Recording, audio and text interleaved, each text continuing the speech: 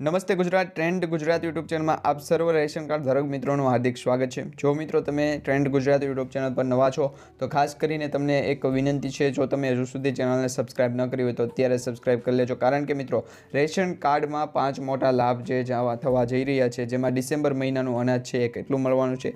APL 1, APL 2, BPL અત્યોદય card ધારકોને મફત અનાજ મળશે અને આ મફત અનાજમાં ઘઉં, ચોખા, બાજરી છે એ મફત આપવામાં આવશે। એની સાથે સાથ સિંગ તેલ અને ચણાના જથ્થો પણ આપવામાં આવશે। તો ખાસ કરીને આ વિડીયો અંત સુધી જોતા રહેજો, કારણ કે કયા રેશન કાર્ડ ધારક મિત્રોને આ અનાજ નથી મળવાનું, કયા રેશન કાર્ડ ધારક મિત્રોને મફત અનાજ મળવાનું છે અને કયા રેશન કાર્ડ ધારક મિત્રોને આ અનાજ મેળવવા માટે પૈસા આપવા પડશે, એ દરેક માહિતી છે તમને આજના વિડીયોમાં જણાવીશ। તો મિત્રો વિડીયોને અંત સુધી જોતા રહેજો અને જે પણ મિત્રો નવા છે ટ્રેન્ડ ગુજરાત યુટ્યુબ ચેનલમાં એ દરેક મિત્રોને ખાસ વિનંતી છે, હજુ સુધી જો તમે મારી ચેનલ ટ્રેન્ડ ગુજરાત યુટ્યુબ ચેનલને સબસ્ક્રાઇબ ન કરી હોય તો અત્યારે સબસ્ક્રાઇબ કરી લેજો। હવે મિત્રો રેશન કાર્ડમાં 5 મોટા લાભ છે એ મળવા જઈ રહ્યા છે, જેમાં ખાસ કરીને one nation one ration card યોજના અંતર્ગત સરકાર દ્વારા છે APL, BPL અને અત્યોદય રેશન કાર્ડ ધારક મિત્રોને મફત અનાજનો જથ્થો છે એ વિતરણ ચાલુ કરી દેવામાં આવ્યું છે। મિત્રો આ મહિનાના ડિસેમ્બર મહિનાના 15 દિવસ જેવો સમય થઈ ગયો છે, હજુ સુધી રેશન કાર્ડમાં અનાજ નથી મળ્યું,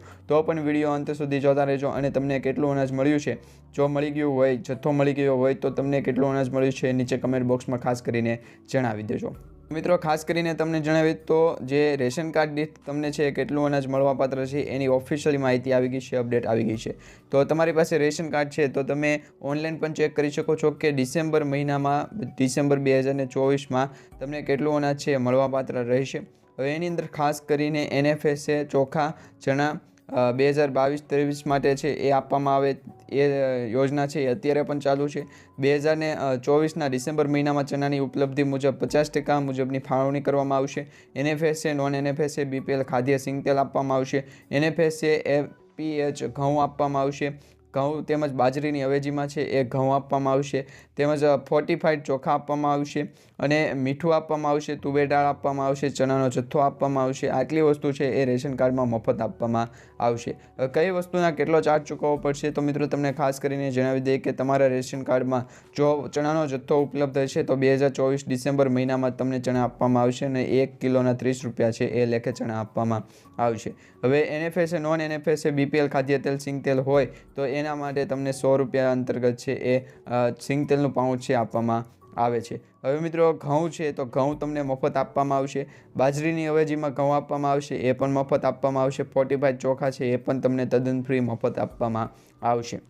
હવે મિત્રો NFSA તુવેર દાળ રિમાર્ક છે, એમાં તુવેર દાળ ડિસેમ્બર 2024 માટે તુવેર દાળની ઉપલબ્ધિ મુજબ 50% મુજબની ફાળવણી કરવામાં આવશે અને 1 કિલો તુવેર દાળના 50 રૂપિયા છે એ રાખવામાં આવ્યા છે। તો 50 રૂપિયા લેખે છે તુવેર દાળનો જથ્થો તમને મળશે। એની સાથે મિત્રો ડબલ ફોર્ટિફાઈડ મીઠું છે એ પણ તમને 1 રૂપિયા પ્રતિ કિલો છે એ મળવાનું છે, પરંતુ એમાંથી ખાસ કરીને તમને જણાવવામાં આવે તો મિત્રો તમારી પાસે જો રેશન કાર્ડ છે તો તમે IPDS જે વેબસાઇટ છે, ઓફિશિયલી વેબસાઇટ છે, એની અંદર છે તમને કેટલું મળવાપાત્ર જથ્થો છે, અનાજ કેટલું મળશે, ડિસેમ્બર મહિનામાં કેટલું અનાજ મળશે, તેમજ ગયા મહિને કેટલું અનાજ મળ્યું હતું, કોણ અનાજ લેવા ગયું હતું, તમારા રેશન કાર્ડની અંદર 5 સભ્યોની જો સંખ્યા હોય તો 5 સભ્યોમાંથી કઈ વ્યક્તિ છે એ રેશન કાર્ડમાં અનાજ લેવા ગયું હતું એ પણ છે એ તમે ઇન્ફોર્મેશન જાણી શકશો। અને NFSA અંતર્ગત જે રેશન કાર્ડ ધારક મિત્રોના રેશન કાર્ડમાં જે સિમ્બોલ મારવામાં આવે છે એમાં અનાજ નથી મળતું, તો એવા રેશન કાર્ડ ધારક મિત્રોએ શું કરવું? તો મિત્રો ખાસ કરીને ગવર્મેન્ટ દ્વારા છે EKYC છે રેશન કાર્ડમાં કરવા માટે ફરજિયાત છે, એ તારીખ જાહેર કરવામાં આવી,